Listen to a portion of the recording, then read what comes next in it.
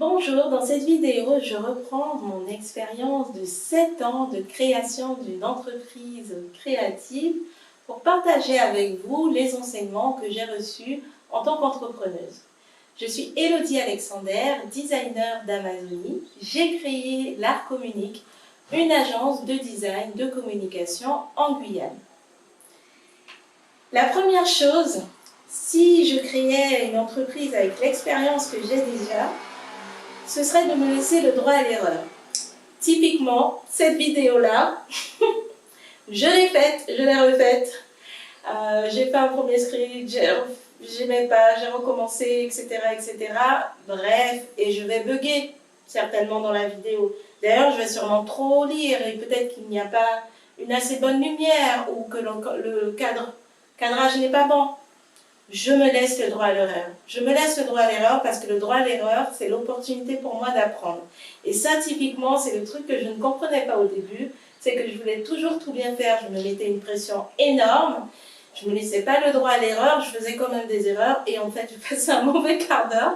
Donc là, je me laisse le droit à l'erreur. C'est OK, ça fait partie du processus. Je fais comme ça. Essai, erreur, essai, erreur. Je lance, je fais et j'apprends. La deuxième chose, c'est que je travaillerai le storytelling, peut-être pas la première année de l'activité, parce qu'effectivement, il y a besoin de l'expérience pour bien formuler son storytelling, etc. Mais je le ferai pas longtemps après. J'ai travaillé le why, le pourquoi. Il y a une vidéo de Simon Sinek où, dans un TEDx, il explique l'importance de travailler son pourquoi avant toute autre chose. Et effectivement, j'avais vu cette vidéo, j'avais travaillé mon pourquoi. Et en fait, je trouve que le storytelling, ça aide aussi à travailler le pourquoi. Et ça va aussi beaucoup plus loin parce que du coup, ça fait le lien entre soi, les clients, les futurs prestataires, entre soi et le monde en fait. Et donc du coup, d'abord, je mets la vidéo de Simon Sinek en description. Et pour le storytelling, je vous recommande de suivre Guillaume Lamarre, écrivain français, un auteur français qui écrit sur la créativité, qui est un expert du storytelling, qui écrit vraiment pour les créatifs et tout. Je vous conseille de le lire, de le suivre. Et il a fait une formation sur Domestika que j'ai suivie sur le storytelling. Et véritablement, le storytelling, ça aide beaucoup. Si vous ne savez pas ce que c'est le storytelling, tout simplement dites-vous que rapporter à la communication, il s'agit de transmettre un message sous la forme de récit. Moi, j'ai adoré faire ces exercices de storytelling. Ça m'a aidé à me redécouvrir moi, redécouvrir mon activité. Et je vois tous les jours les bénéfices. Aussi, sur ce côté-là de récit, de conte, ça m'a fait un beau clin d'œil parce que mon père est conteur et en fait, je me suis vue une révélation également sur le fait de raconter des histoires et je fais volontiers du storytelling sur les projets de création de marque qui m'inspirent. En tout cas, je l'ai fait là plusieurs fois après avoir fait le mien de storytelling et c'est vachement super. Si vous allez sur Domestika, vous pourrez voir les travaux parce qu'il l'a corrigé, l'a commenté, etc. Et vous pouvez aller sur le site de l'Art Communique pour voir tous les effets du storytelling, notamment la page à propos, etc. Si le sujet vous intéresse, dites-le-moi en commentaire parce qu'il y a beaucoup à dire sur le storytelling. La troisième chose, c'est que j'équilibrerai le temps passé à travailler sur les projets avec le temps pour développer l'agence. En fait, quand on démarre, on veut souvent faire le meilleur service et on se laisse attraper par les projets et un projet emmène un autre, un projet emmène un autre et finalement on oublie que la structure qui nous permet de facturer, qui nous permet de trouver des clients, qui nous permet de vivre, est indispensable au maintien de l'activité. Et donc, pour moi, c'est capital d'avoir du temps pour la gestion de l'entreprise, d'avoir du temps pour se poser sur la vision long terme de l'entreprise, le temps pour travailler le storytelling, le temps pour développer son réseau, communiquer, prospecter, le temps aussi de retirer toute son expérience du projet, de les analyser, de voir qu'est-ce qui a fonctionné, qu'est-ce qui n'a pas fonctionné, d'écrire ses méthodes, etc., etc. Et pour avoir plus de temps, c'est le quatrième point que j'aimerais partager avec vous, c'est que j'élèverai mes tarifs dès le départ. En fait, j'avais très peur d'élever les tarifs, et puis j'ai découvert Eduardo Amori. Eduardo Amori est conseiller financier au Brésil et il a écrit Finanças para Autônomos, qui veut dire les finances pour les indépendants.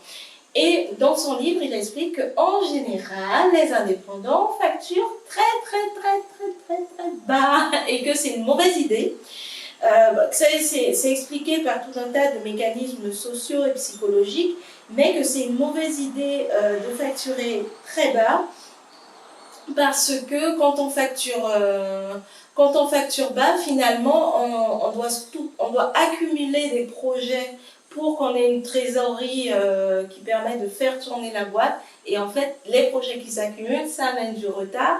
Ça amène aussi des fois des clients qui ne sont pas prêts à s'engager parce que quand il n'y a pas la vraie valeur du travail associé le tarif ne reflète pas la valeur du travail qui est demandé parce que le travail de design c'est un travail très engageant, il est lourd et quand on ne valorise pas ça par le tarif, ben, le client il ne s'engage pas lui-même, donc ça va être les clients qui ne vont pas envoyer les éléments, qui ne vont pas forcément répondre à leurs demandes, aux demandes, etc. Et donc véritablement, c'est ce que j'aurais mis en avant pour avoir une meilleure relation client et mener mes projets avec plus de sérénité. Parce que effectivement, je passais de projet en projet, je les accumulais, mais en fait, je m'exténuais. Et ce qui vient à mon dernier point, je mettrai mes activités de détente avant le boulot et j'encadrerai le boulot. J'ai rencontré cette semaine une designer qui m'a dit qu'elle était extrêmement fatiguée. Et moi aussi, j'ai pu ressentir par moments énormément de fatigue en sortant de projets, etc. Et en fait, je pense que c'est parce que bien souvent, on commence notre journée, notre priorité, c'est le projet. Notre priorité, c'est de faire notre boulot, etc. Et tout ce qui est repos, tout ce qui est détente, ça passe après. Tandis que je pense que c'est quand même très important de commencer par des activités de détente, une marche, de la méditation, des activités aussi qui vont nous mettre en joie. Ça peut être de danser, ça peut être de courir, d'écouter de la musique joyeuse, etc. Qui va vraiment faire qu'on sera joyeux au moment de commencer à travailler. Et pour le boulot, encadrer. Encadrer, c'est-à-dire on travaille de telle heure à telle heure et quand l'heure de fin de travail est arrivée, qu'on ait réussi à faire ou pas ce qu'on doit faire, ben, de se faire confiance et d'arrêter parce qu'on pourra y revenir le lendemain à tête reposée, parce que ça ne sert à rien de travailler, de s'épuiser et puis à la fin du projet, ok, on a rendu le projet, mais à la limite on se dit mais je n'ai même pas pris plaisir dans ce processus-là, en fait. Donc, pour moi, j'aurais fait ça un peu plus tôt, de mettre les temps de loisirs, les temps créatifs, parce que ça aussi, c'est le piège quand on est designer, c'est qu'en fait, on a une activité créative, donc on s'exonère de faire des activités créatives. Mais en fait, la création pour les clients et la création pour la détente, du dessin délibéré, de l'écriture délibérée sans enjeu, ou même de jouer d'un instrument, ou de chanter, etc. Ces activités créatives font extrêmement du bien et je pense qu'il faut les cultiver, ça aide à notre pratique et ça aide aussi à se divertir avec des moments de qualité. Pour le travail, lorsque je dis d'encadrer, c'est aussi de créer un espace de travail où on ne sera pas perturbé, de volontiers mettre ne pas déranger, fonction ne pas déranger sur le téléphone et de vraiment avoir des heures de travail en toute concentration, sans Facebook, sans Instagram, sans les réseaux sociaux, pour pouvoir vraiment travailler de manière concentrée et à la limite, si on veut vraiment scroller, etc., ben, de prendre une pause, mais quand on bosse et on ne fait que ça. Et donc ça aide aussi au moment de s'arrêter à la fin de la journée, on s'arrête parce que de toutes les façons on est trop fatigué pour continuer. Donc voilà, c'est ce que je pense que c'est super important, surtout par rapport aux designers sociaux, parce qu'on traite souvent des sujets complexes, de politique publique, des sujets de développement de quartier, avec des problématiques sensibles, des sujets autour de la santé.